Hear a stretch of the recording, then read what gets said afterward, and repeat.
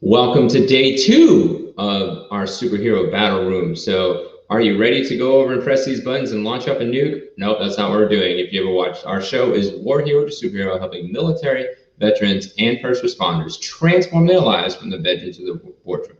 This week, we enter the superhero battle room. We bring in military, veterans, and first responders that transform their lives, or patriots that go over and are really empowered to help us transform our lives.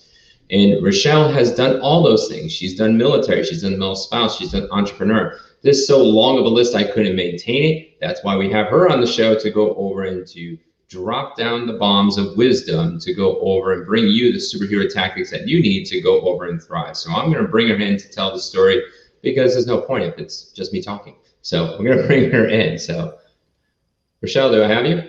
I'm here. Glad to be here. Thanks. Awesome. So I'd love to over and start, as we always start, is we want you to tell your war hero story. How long were in your service, and when did you get out, and like how was it?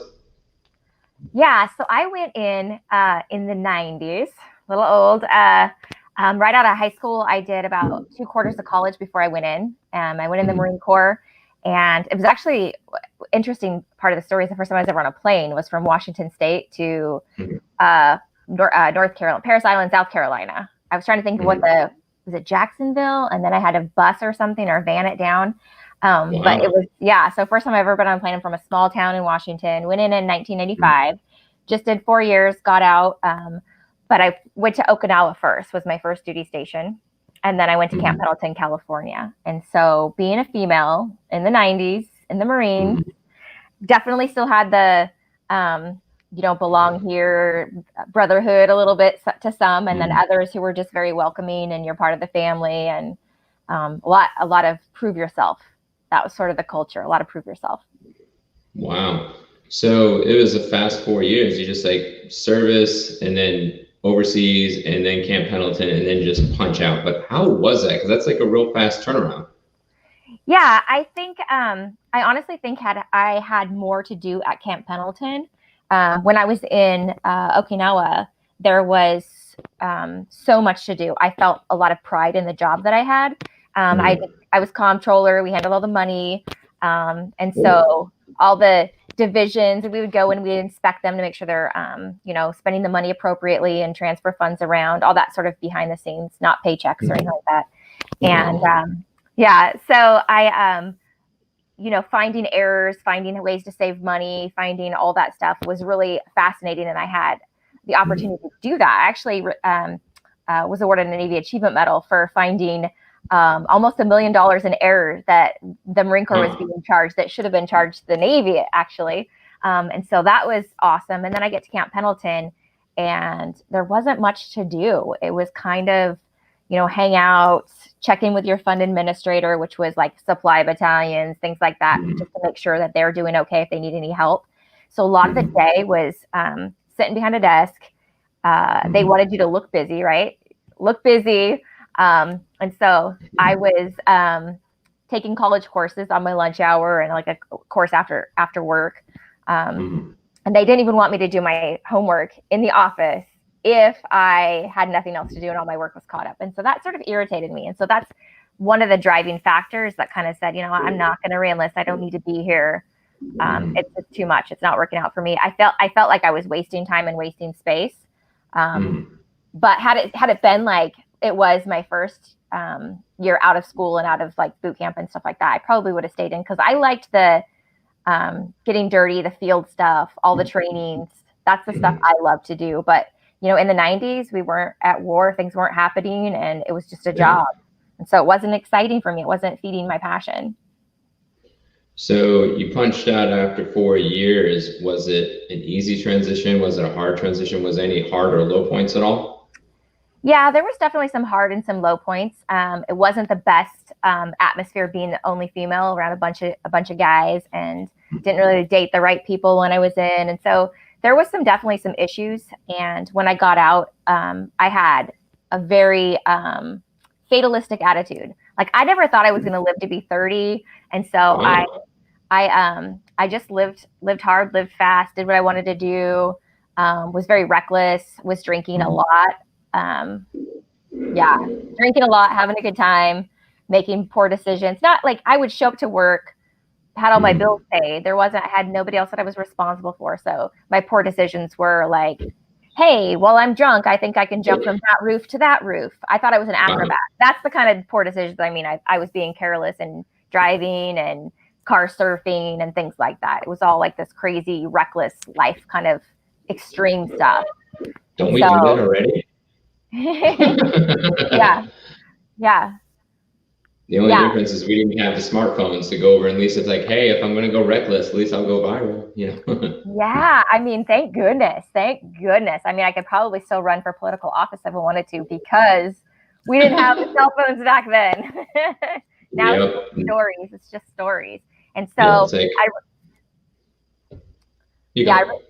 I really did have I just didn't have anything that I cared about when I got out. And so I was just kind of doing me and figuring it out. So how long was that reckless transition, I guess, or? Yeah, that was probably a good 4 years of craziness. And then I finished my associates, because I was just, knocking them out one class at a time here and there. And then I finished my associates. And in my undergrad, getting my bachelor's degree, I started volunteering as a CASA, a court-appointed special advocate. And I was the voice for foster kids in the courts. And so if they were removed from their homes and in foster care, I would go and interview all the parties and let the courts know this is sort of the needs of the child, and this is, where they can get these needs met, or the limitations around the system that's happening right now. And that's sort of where I started getting a passion for life and for things, is helping other people. And that's where it started. That's a huge transformation, going from like, all right, I'm car surfing, jumping from place to place, and seeing how long my liver will last, to going over to helping families in transformation and whatnot. So what made you jump into that? It's like you wake up one weekend and you're like, car surfing's, I'm done. No, I mean, I still probably did some reckless things past that point. I mean, got a Harley, and up until the point where I had kids, really, I was still kind of doing some dumb stuff here and there. But I slowed down, and I was much more really leaning into kind of my faith and finding passion for other people. And that's sort of what happened was during my undergrad, I was starting to take more psychology classes because they were super easy to me. And so I kind of pivoted in my degree, and because those were the fun classes and I was fascinated by it. I could always read people really well and kind of mind read what they were thinking and relate really well. And so I took more of those courses and kind of decided, man, this is really feels good. It feels good to see a difference in somebody's life and make changes. And that's where I kind of pivoted. That's really cool. I didn't know you could mind read. Man, I must have done a blank slate when you met me about a year ago. Yeah, it's a really good tool. Like I'm not like dirty secret mind reading, but definitely kind of, man, that must be tough. Or I can tell what you must be feeling and what you must be experiencing. Totally, as a therapist, it's kind of important to have that skill in sort of this validation aspect of saying, I imagine that must really suck for you that you're experiencing that right now. Or, man, if I was feeling that or experiencing that right now, this might what it feel like to me. And so maybe that's what you're feeling. And so that kind of mind reading, not like you're thinking about, like you really want to kill that dude. So that's amazing. So you can read people's body language and empathize with them. We'll just tell that to the audience. It's no magic today unless you have the magic wand cup, and that's a different story. Yeah, it's funny about this cup is one of the things I tell people, and if anybody's ever been to therapy, which I hope they all have, I hope everybody goes to therapy at some point. Therapists a lot of times will say, if I had a magic wand, I would certainly wave it and make your problems go away, but I don't have a magic wand. That's kind of a common statement. And so I always want people to know, like, you are your magic wand. That's you. You get to make your problems go away if you choose to focus on your solutions. And so that's kind of one of the things I like to tell people. Now, is that your branded cup or is that someone else's? That's mine. That's part of my parenting program. I have a parenting program. So power back.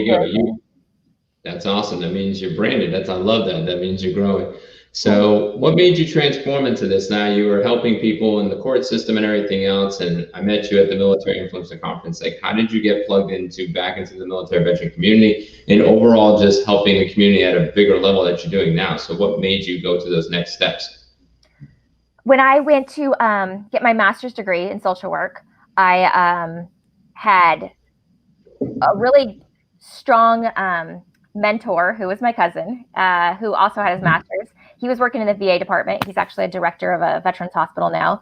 And so he told me, if you're going to get your social work degree, when you do your practicum, you want one at an emergency room and you want it at the veterans. And so the one I actually ended up doing part of my practicum at the Warrior Transition Battalion. And so I worked a lot with soldiers and their families and doing risk assessments.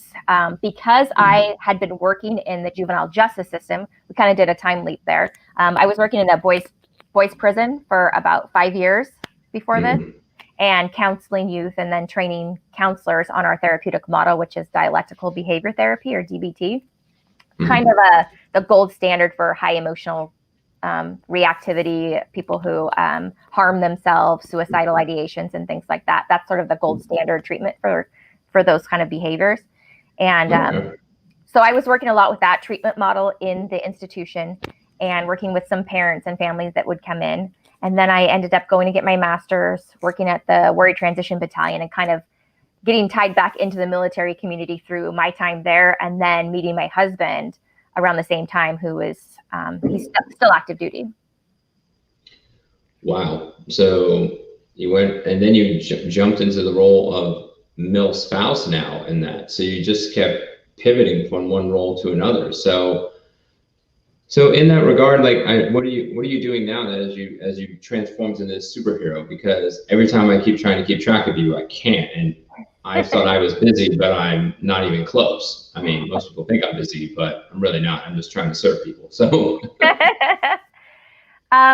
so we were pretty comfortable at JBLM. We were he was assigned to a unit, kind of comfortable there. He would leave a lot, go on short missions for like 3 months, 6 months at a time.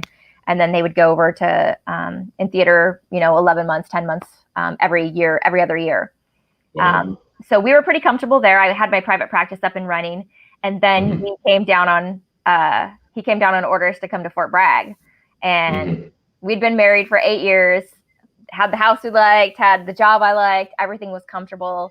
And so I had to close my mental health practice in order to come to Fort Bragg, in order to keep our family together. And that really made me pivot what I was doing. And I decided I couldn't keep pivoting, or I couldn't keep trading dollars for hours by having a client in front of me, and that's the only way I could get paid. And so we had about a year's notice that we were getting ready to move. And so I said, I need to do something different. I have to take my career in my own hands. So I created an online course. And so I put what I knew. I went up online, got a course going, I took a internship to learn ClickFunnels. I took marketing, and anytime I could take anything and do stuff to learn myself, because if you're like me, you have more time than you do money. So, or I did. I mean, now it's a little bit different now, but back then, now I can like delegate and pay for that. But before, it was, okay, let me learn it. I'm going to do it myself. And so I figured out, how am I going to market this course? Who am I marketing to? I had to learn all the tricks and trades of getting your avatar just right, all those things, in order to place my ad right in front of the right people. And then I thought, that's great. That worked out well. And then I started creating workbooks and workshops. And so that's where I have now, is I have 3 workbooks done. I have another book. We just launched an anthology with 19 other military women, so either spouses or veterans. And do you have the copy? Yeah, I have so Brave Women, Strong Faith was just launched. I saw that online. Cool. Yeah, so that's one. I have the Solution Focused Parenting, which is a workbook that I created. If you can see, it's pretty thick. And then I have an online program that I walk parents through in order to bring their power back. And then the program that's really taken off the most is my Her Ruck Unpacking. Well, the workshop itself is called Unpacking Your Emotional Ruck. And so it started with military spouses, and giving that visual of this ruck that we carry, this backpack we carry with our, positives and negatives, like vulnerabilities and protective factors. And I get them in a room and they take a stress survey. I have a ruck I put on their back. They write on the bricks the things they're going through. We put it on their back. I make them stand there and hold it for an uncomfortably long amount of time, so they get that visual of, okay, I am actually carrying stress. Because in the military, we normalize stress, right? Everybody's going through the same thing, so it must be normal. In reality, it's not normal. It's not. And even transitioning from the military into the veterans community, I think is where a lot of people struggle too, because now you don't have that community around and now you feel like an outlier. And yet you've been told for years, that's just how it is. You just feel that way. And so our bodies start shutting down, our minds start shutting down, and it doesn't work. And so I like to give them the tools to kind of prevent that, prepare for those things. Yeah, and that's why at War Hero Superhero, we don't talk about transition. Transition is just wrong. It's just like, I'm not going to go back and be an undead or an unmilitary person, or, hey, even if you go through the unfortunate divorce and death, you don't go backwards. You don't transition back. You transform and move forward. And that's what I love about Tammy. It's like that connect, that transform, and then evolve or engage. I forgot the last part. We were working last night with that, but so that I love how you talk about that. And I loved when we were at MIC and you mentioned that. And I thought about that for a couple of days, like for the backpack and everything else. I'm like, we do carry a lot of burdens. The funny part is I lost my backpack recently, but I guess those burdens in my books are gone. Yeah, might be a good thing. Yeah, it's for my TED Talk, but we'll go from there. Good thing I got a digital note. Yeah. So I'd love to go over and have you go over and share like 3 superhero tactics, because you were in 4 years and you've just pivoted in so many places, and you took an amazing practice and pivoted to go online, and you're helping hundreds, if not thousands or millions. I'm not sure the numbers anymore, but we love to go over and hear. It's like, if you're helping somebody in that transformation, either from military to milspouse or entrepreneur, like you signed all the roles. I'm like, I'm unqualified. You should take over as host. I mean, you have more roles than I've had. So if you could go over and speak maybe 3 superhero tactics for like maybe the 3 of the roles that you've done. You went from military to like back to civilian, or maybe from the entrepreneur, or even from the milspouse. That would be great. So can you speak from all 3 perspectives? Yeah, absolutely. I think from my view and the journey that I've taken, I think it always starts with finding your passion. I think that's a tactic that you just have to do. That comes down to like, what are you waking up for? People will say, find your why. And yeah, I mean, that works too. But what actually are you interested in that you can build mastery in? Like, you don't even have to be that great at it. But if you can build a mastery in it and you have passion for it, it took me a long time. It took me years of self-development to even get where I am now. And I've taken so many different like offset courses in self-publishing, all these things. And so if you have an idea that you've been sitting on that's kind of like, I'm leaning toward this way, I would say find your passion. And then the tactic number 2 is like really lean into it, because it's easy to just have ideas and sit there and think about them. It's another thing to actually step into them and say, how am I going to make this work because of the life that I want to be living for myself? We say, how are you building a life worth living? And that's one of the things that we really need to do, especially in the veterans community. We need to build those life worth living. So we are decreasing that suicide rate. And so find your passion, lean into it, and then keep at it, but ask for help. Like, definitely surround yourself with the right people. And remember, like, if you reach out to somebody, like, be vulnerable in a degree. If I wasn't vulnerable, and when I was really struggling, when we were PCSing, I don't know that I would have been able to accomplish the things that I did, but I sought people. I sought out people who were doing the things that I wanted to do, and I watched and I mimicked and I repeated what they were doing. And so those are the key tactics that I think if you're passionate about something, you lean into it, and then you seek out mentorship. There, in any one of those roles, you're probably going to make something happen for yourself.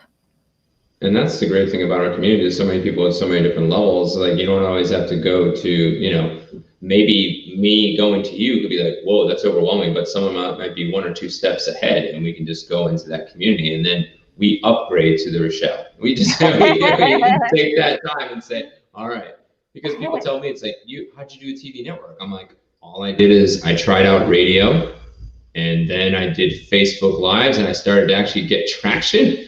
And then I just added and added and added, and then TV opened up because of Megan Fenyo, and I'm like, and now I have an opportunity to do a network. It's like, yeah, you press into it, and now I'm going to have 3 to 4 shows by the end of the year, and own a network by 2021. It's like, you're right, those tactics are huge. Once you go into it, people are like, wow, it's like, it's kind of like a Damon Giant, rise up and grind, you know? You just got to do it.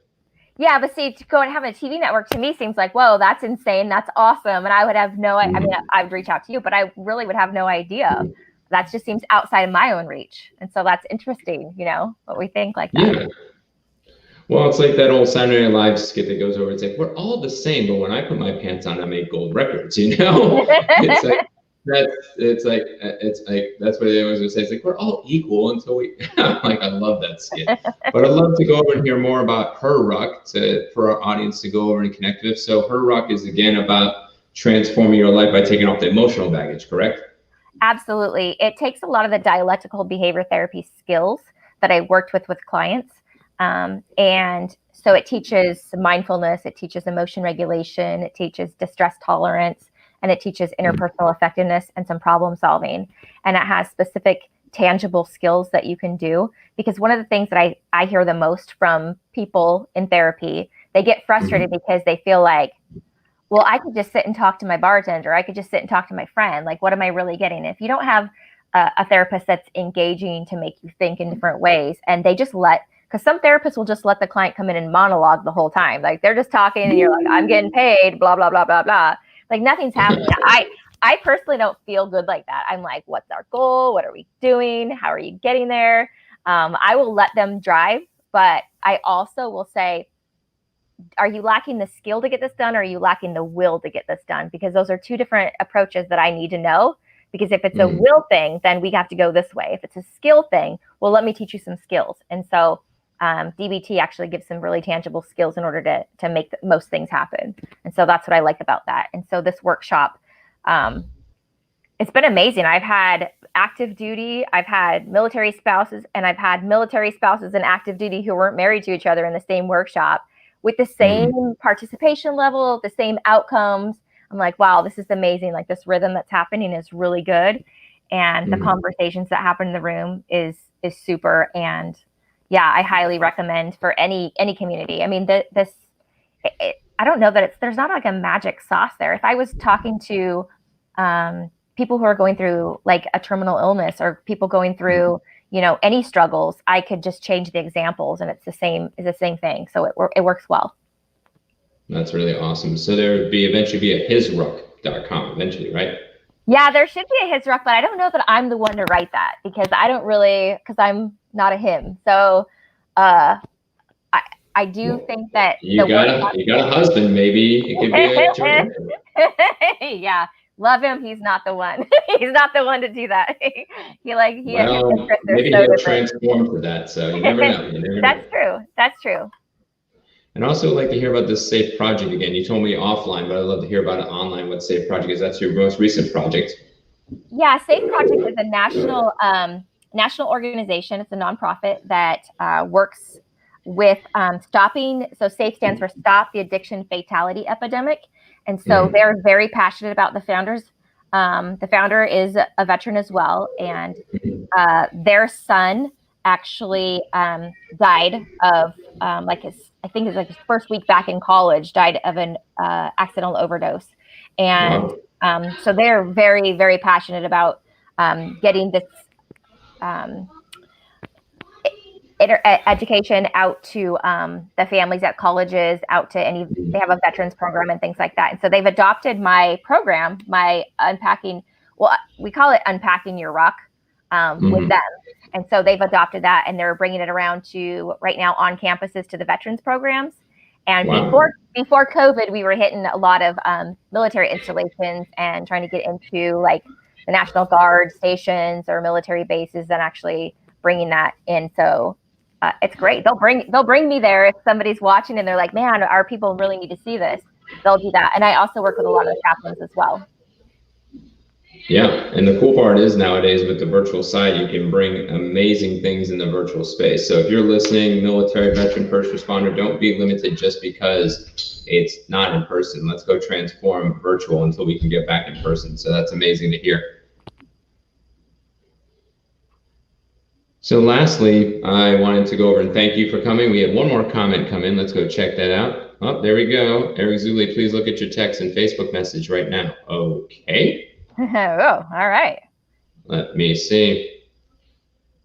I was not expecting that on a live episode. We'll check on what. Maybe you won something.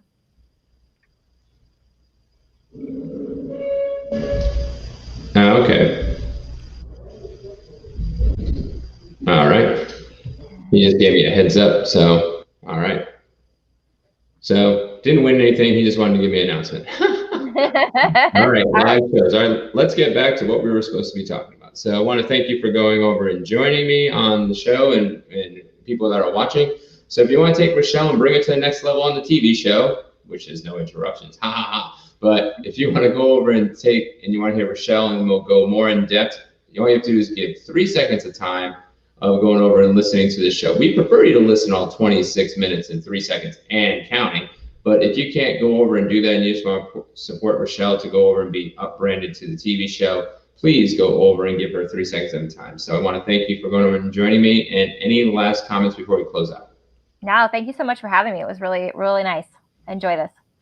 Yeah, thank you. All right, well, you have a good day, and we'll catch you on the flip side in another episode of War Hero to Superhero.